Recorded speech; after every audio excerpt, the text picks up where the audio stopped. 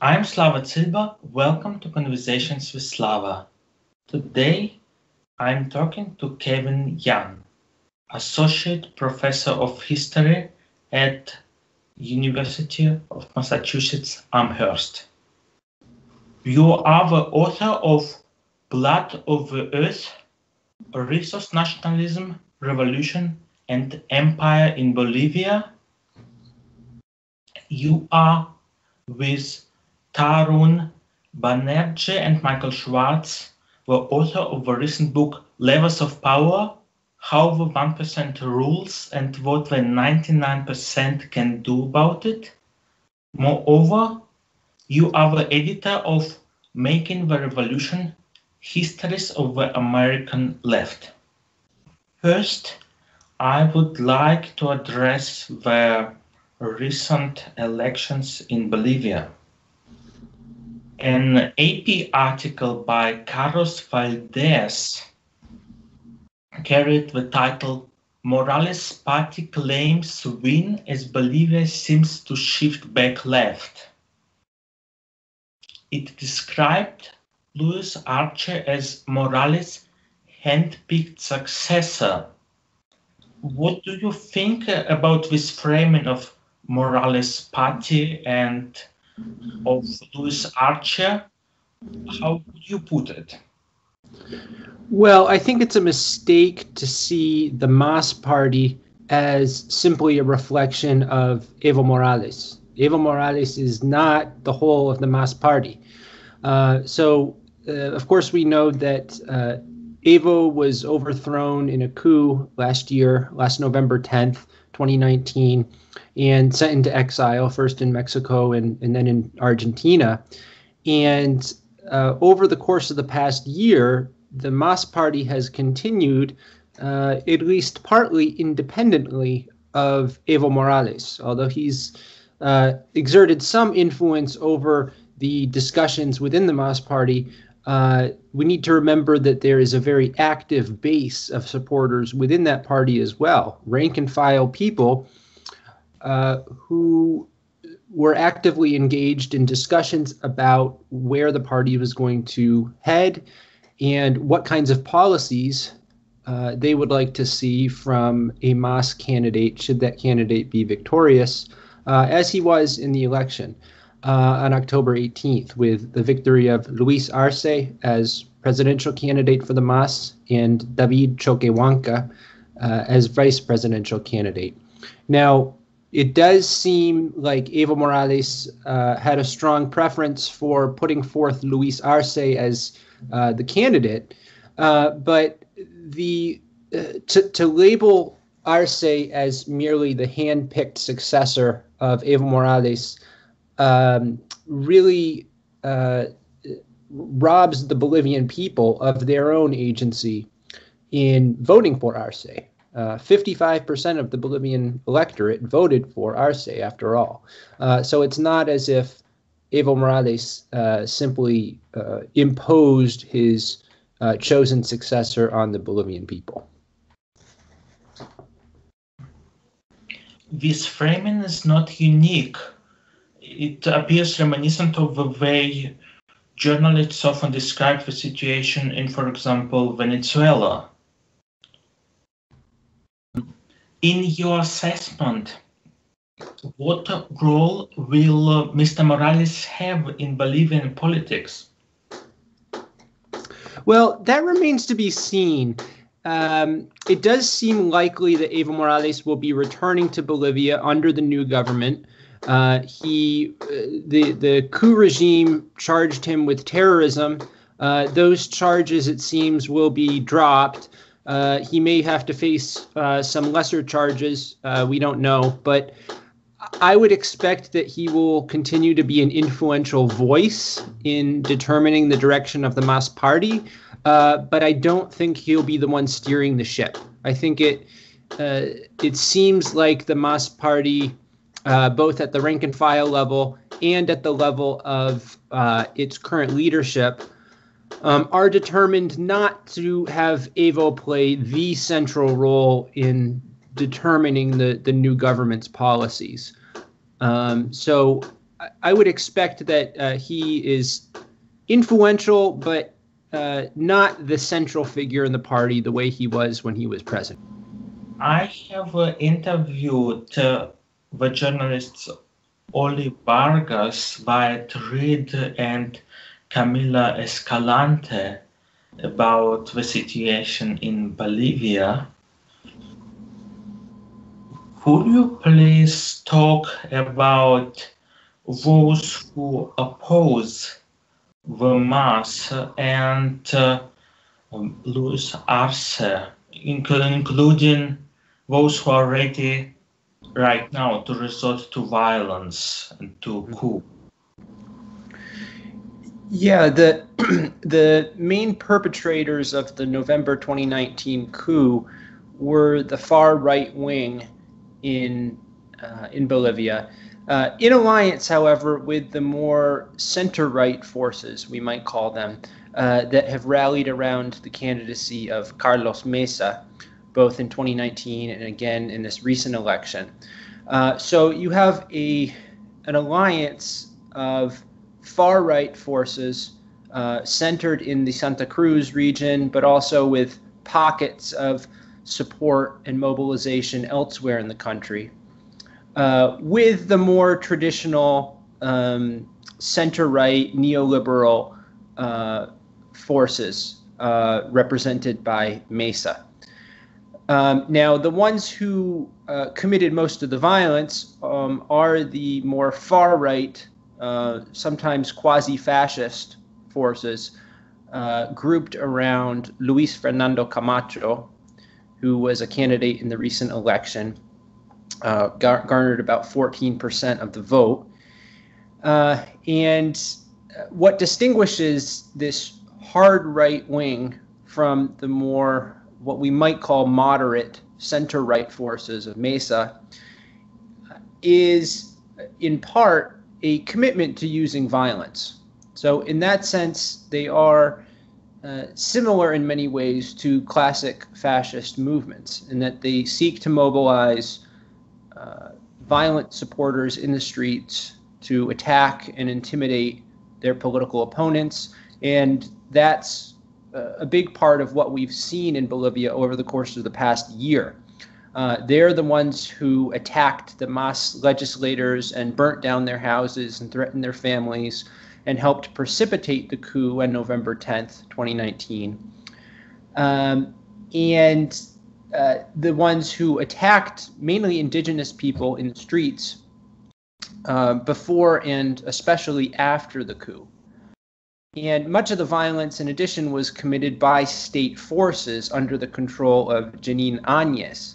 Áñez came to power a couple days after the coup and granted immunity to the armed forces, saying that you can do whatever you want, you can kill as many people as you want, you won't face any legal repercussions. She issued a decree to that effect, an immunity decree, November 14th, and the decree was issued in secret. The very next day, the armed forces went out and massacred 10 people. And then 4 days after that, they massacred another 10 people. These were the massacres of Sacaba in Cochabamba and Sencata in just outside La Paz in El Alto. So the use of violence by the state and by these right-wing paramilitary forces has been extreme. Although after the violence of November 2019, the state was forced to retreat somewhat, and we haven't seen as much consistent physical violence against supporters of the MAS and Bolivia's indigenous population, in part because there was such organized resistance to the coup, and there was such a domestic and international outcry against the repression that the regime unleashed after taking power in November. Very recently, a union leader, a mining leader, Orlando Gutierrez, died of his injuries, apparently from an attack, politically motivated attack. Here, I would like to address the role of outside forces.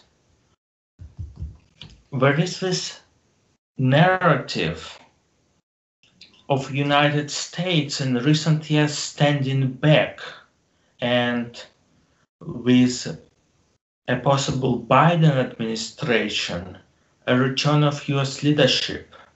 I have here a passage from Christian Parr's article in The Atlantic.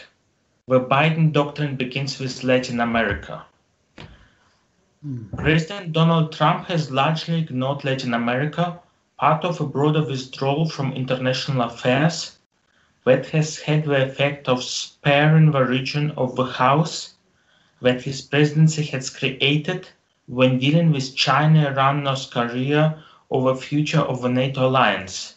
So Latin American leaders have adapted their policies in recent years to account for this absence of US leadership, as well as Trump's general unpredictability. When you hear this, what does it mean, US leadership, particularly in this region historically? This is a subject you are focusing on in your research. Interventionism, imperialism. Well, the phrase U.S. leadership is very interesting, and we often hear in the U.S. media that Latin Americans are craving U.S. leadership in hemispheric affairs. And there's really not much evidence to corroborate that claim. What's called U.S. leadership is effectively U.S. domination in the region. The United States, of course, has a very extensive record of violent intervention, coercive intervention in the region, going back to the early 1800s. And I think it's a mistake to suggest that the Trump administration has taken a hands-off approach in Latin America. If we look at the case of Venezuela, the Trump administration imposed extremely harsh sanctions. In 2017, first of all, with the financial embargo against Venezuela, and then in early 2019 with its embargo on Venezuela's state-owned oil company, and with the Trump administration's efforts to overthrow the government of Nicolás Maduro and install a U.S. ally, Juan Guaidó, in Maduro's place.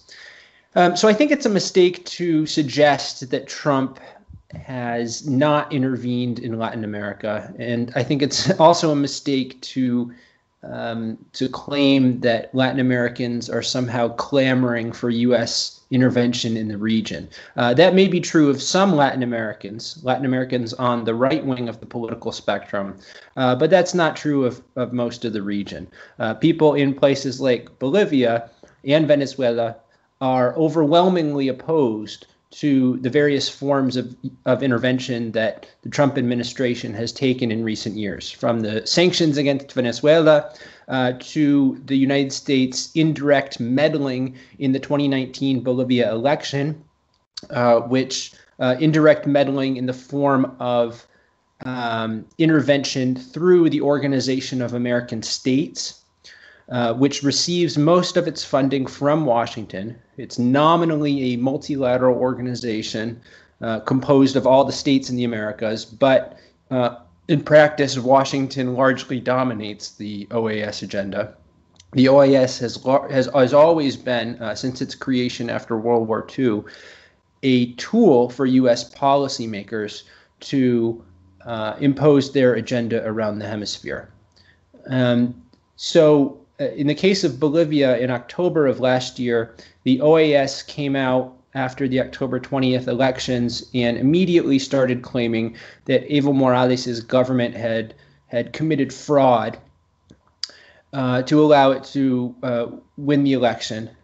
And the OAS made this claim without having any evidence that there was fraud, or at least that there was fraud on a scale significant enough to actually affect the outcome.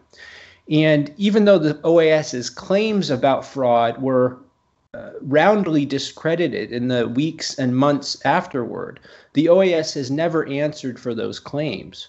And the Trump administration hasn't either. The Trump administration openly rejoiced at the news of the November 2019 coup in Bolivia, and it's maintained an attitude of strong support for the Áñez regime since then. Now, how will Joe Biden's administration be different? I'm really not sure that we're going to see any fundamental change in U.S. policies toward Latin America under Joe Biden. We may well see a relaxation of some of the especially draconian aspects of Trump administration policies. But I don't think that we're going to see a fundamental reorientation toward respect for the peoples of the hemisphere, adherence to international law and human rights. I wouldn't expect that from the incoming Biden administration, assuming that he wins the election in November. And the reason is that there are certain policy goals and motivations that guide U.S. administrations regardless of which party is in power. Whether it's Republicans or Democrats, the fundamental objectives of U.S. policy in the region have always been to control the resources and labor and markets of the region in the interest of capital. And I don't think that's going to change under a Joe Biden administration, unfortunately. But I do think that a Biden administration would provide some opportunity for social movements, especially in the United States, to force a change in U.S. policy in a more humane, more respectful direction. So I think that the terrain on which U.S. social movements and solidarity efforts will operate will be more favorable under Biden than under Trump, even though I wouldn't count on Biden to enact any huge progressive change in policy on his own. As far as the response of US politicians goes, there has been quite little pushback against the coup and quite little support for the election of Luis Arce. That's right. There has been a little bit of resistance in Congress from a minority of Democratic members of Congress, senators, and especially representatives in the House, pushing back against U.S. intervention in Bolivia and against the intervention of the Organization of American States in Bolivia. But unfortunately, there hasn't been a significant resistance coming from the politicians in the Democratic Party who consider themselves the resistance. You know, the mainstream of the Democratic Party leadership, people like Nancy Pelosi and Chuck Schumer, have been more or less fully on board with the Trump administration agenda in Bolivia and in Latin America, because they certainly aren't eager to see a left-wing or left of center government take power in Bolivia or anywhere else. Your thesis about the motivations behind the US policy towards this region, how do you back that up, and what do you tell those who claim, well, United States wants to fight corruption, it wants to fight drug trafficking, it wants to promote human rights in the region, it's just trying to help? Mm-hmm. Well, it's true that U.S. policymakers' rhetoric does talk about those things. It likes to talk in lofty terms about fighting corruption and organized crime and terrorism and illegal activities of all sorts. But what that rhetoric hides are the more fundamental motivations behind U.S. policy. And when I say that U.S. policymakers are concerned with controlling access to labor and raw materials and trade and markets in the region, I'm not making that up, or I'm not imputing motives. All we have to do is go to the documentary record that has been declassified in large part, and even the public statements of many U.S. officials, including on the Democratic side of the aisle. If we look at the Obama administration, or if we look at the tenure of Obama's secretaries of state, Hillary Clinton and John Kerry, their statements alone are enough to provide evidence of U.S. motivations in the region.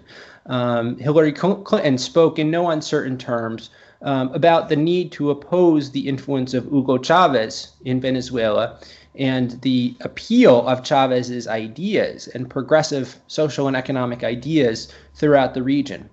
So Clinton spoke explicitly and in public about the need to oppose these alternatives to market capitalism that were being promoted out of Venezuela and Bolivia and elsewhere. This was in about 2010.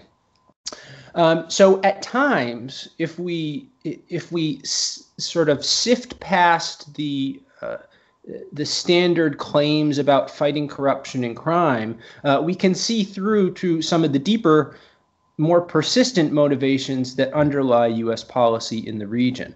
And it's fundamentally about economic and geopolitical control. It's not about some sincere desire to fight the drug trade or something like that. And one of the ways that we know that is that the United States government has always been involved in promoting and subsidizing aspects of the drug trade.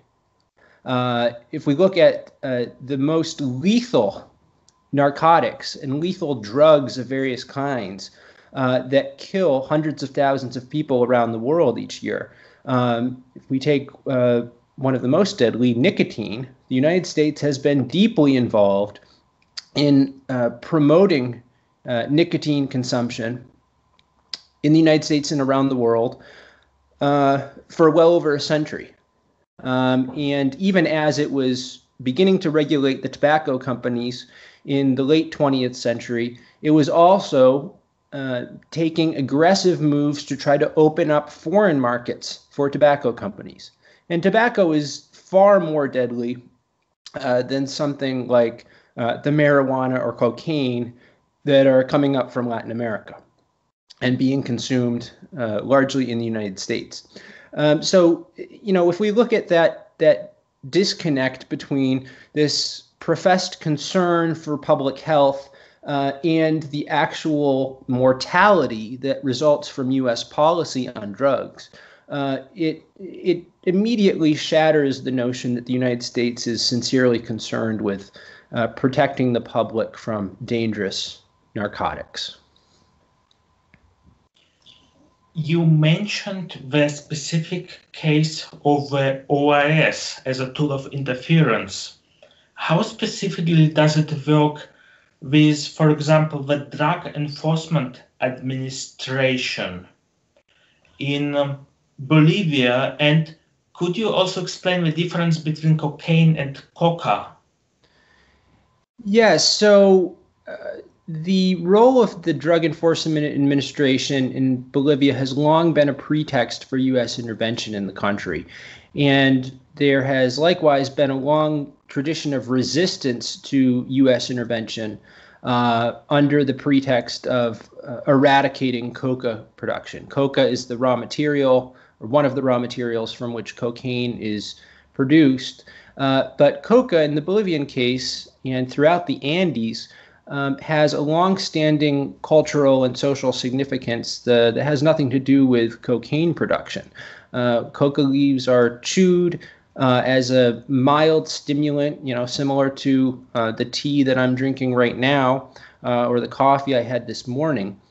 And it also has a cultural and religious significance that go beyond the stimulant effects that the leaf has. So to equate Coca and cocaine, the way that the United States long has, and the way that the international drug regulation apparatus has long done, is disingenuous, and it's a direct affront to Bolivian culture, especially Bolivian indigenous and rural cultures that have long cherished the coca leaf as central to their society and their culture.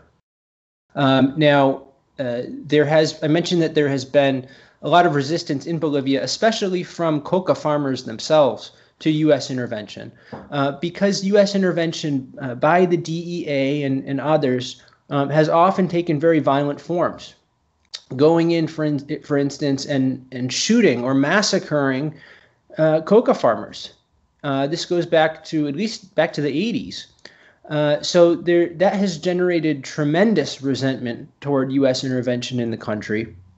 And the rise of the MAS political party actually comes largely out of that movement of coca farmers, who are not cocaine dealers. They're farmers who grow coca. And they are putting the lie to the notion that the United States is in Bolivia to try to control the flow of cocaine. What about the fight against corruption, something that is also apparently important to Biden, President Obama's former vice president? Right. Corruption exists in every country in the world in greater or lesser doses. And it's true that there's certainly some corruption in Bolivia. There's corruption in Venezuela. And there's plenty of corruption in the countries that are closely allied with the United States, Colombia, Honduras, and Brazil, and others. So there's tremendous corruption, and that's not a phenomenon that is unique to U.S. allies or U.S. opponents. Now, when the United States professes to be concerned with corruption and rooting out corruption, I think that is often seen with a lot of suspicion from people in the region itself. And all that Latin Americans need to do is look at the United States and the historic level of corruption within the Trump administration. The Trump administration has seemingly broken all records for political corruption.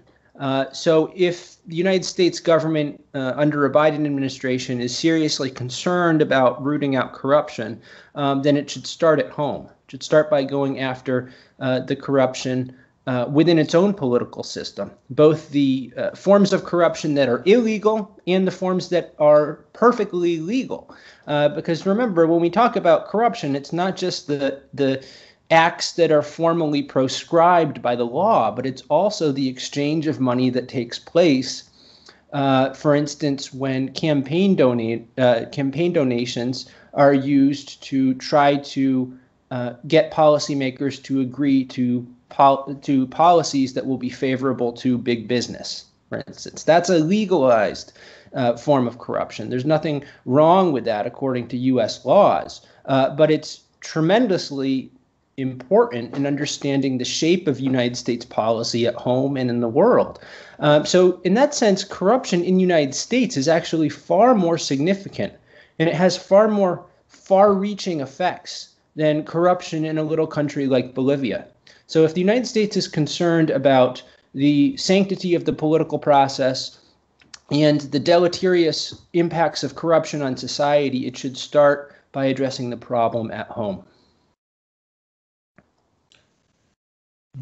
What can the Arce administration, what can mass supporters do when confronted with accusations of not taking drug trafficking or corruption seriously, and when facing all this pressure, particularly from the US and also from Colombia and Brazil? Mm-hmm. Well, the reaction under Evo's administrations was to basically throw out the U.S. agents that were operating in the country. Don't allow them to operate anymore inside Bolivia. And I think that there's a lot to be said for that approach. So Evo's administration didn't feel like it had to justify what it was doing. It didn't feel like it had to explain to the United States why the DEA wasn't being allowed to operate, or why USAID wasn't being allowed to operate in the country, because Bolivians themselves could see the harmful effects of that U.S. intervention in their country. And I think that approach was correct. Those agencies have no right to be in Bolivia. They have no right to be anywhere else in the world. If the population in a country isn't being served by the presence of those agencies and doesn't want them there, and if the government tells them to get out, they have no right to stay. So I don't think that Evo owed an explanation to Washington for his hostility to the DEA or the U.S. Agency for International Development or the U.S. Embassy or any other instrument of U.S. power in the country, given the historical record of all of those agencies.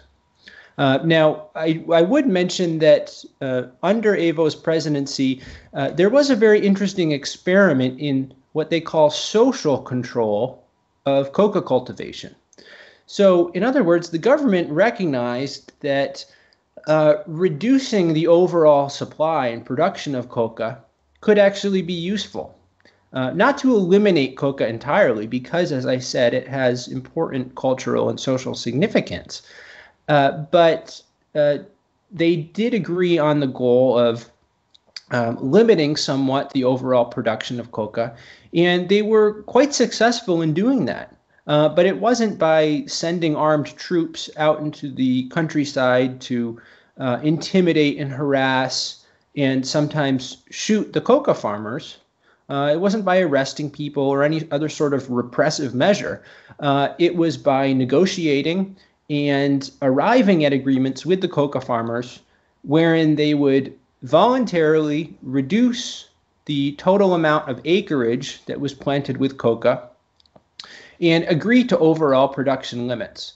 So this experiment in social control was very interesting, and I think it provides a model for what the limitation on coca or other similar crops around the world might look like. And it's a very different model from the one that the United States has long favored in Latin America. How could the new government prevent the military and the police from siding with the right wing or the far right and its foreign sympathizers and getting rid of the government again? Mm-hmm. This is a really important question, and I honestly don't know if the incoming Arce administration will be able to prevent the military and the police from crossing this barrier between the armed forces and civilian life. You know, the military and the police forces are supposed to serve under the direction of the elected civilian government. Countries across the Americas have that long tradition. And there have been, of course, many times in which the armed forces have violated that tradition and entered politics and taken control of the country. And that's not just in the distant past. It happened in Honduras in 2009. It happened in Bolivia just last year. So we have, unfortunately, an ongoing plague of military and police intervention in politics in Latin America, supported, of course, no surprise, by the United States. But this is going to be a real challenge for the Arce administration, how to maintain the allegiance of the armed forces. It does seem like there are significant sectors within the police and within the military that disagreed with the political intervention of their leadership in 2019. So it's not as if the entire police and military forces are hostile to the MAS and itching to launch another coup whenever they can. So I think that that the Arce administration does have an opportunity here to put the military and the police back in their place, confine them to their barracks, and it'll be interesting to see what happens. Though I wouldn't rule out the possibility of another military or police intervention in politics in the future. There's certainly a long history of that in Bolivia, going back many decades. But this is certainly an important problem to keep an eye out for.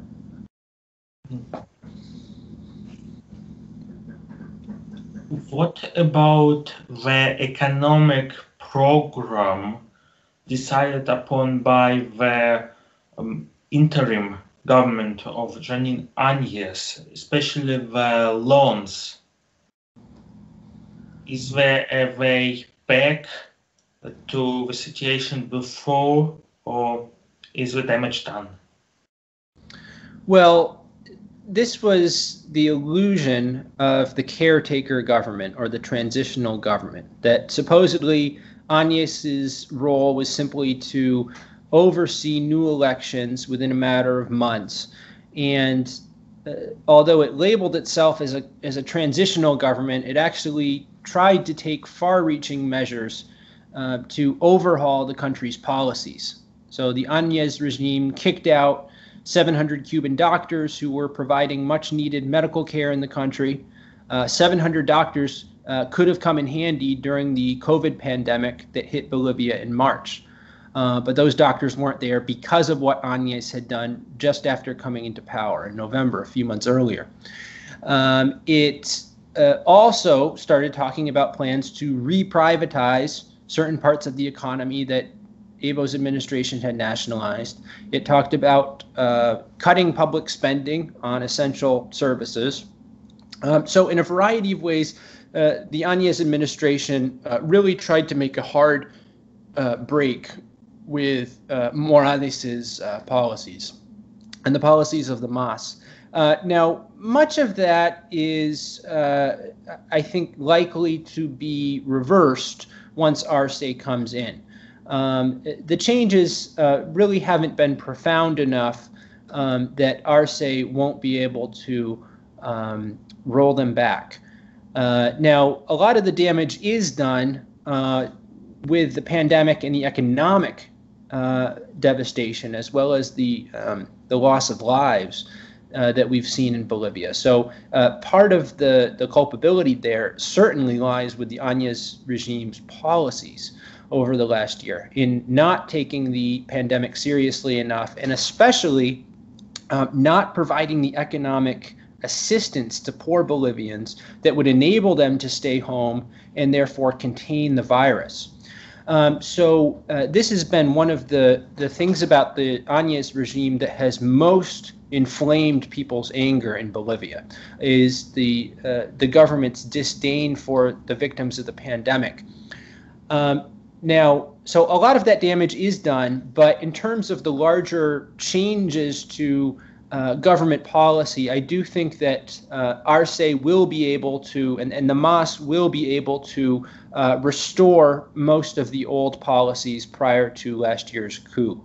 At least I would expect that Arce and the MAS, which is going to control both houses in Congress, should be able to reverse the policy changes that Áñez put in place, most of them anyways. Thank you very much for this interview, Kevin.